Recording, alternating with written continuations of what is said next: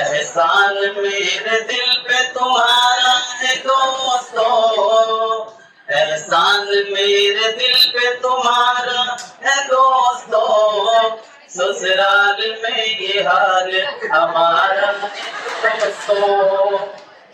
देती है मुझको फूफी और चाची भी गालियां, देती है मुझको फूफी और चाची भी गालियां, ले लेके दौड़ती है जूते भी सालियां।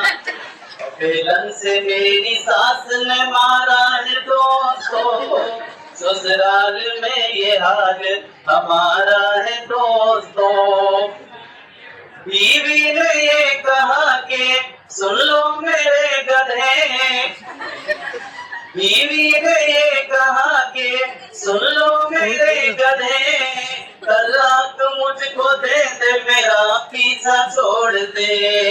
उस दिन से आज तक मैं कुंवारा हूँ दोस्तों, ससुराल में ये हाल हमारा है दोस्तों।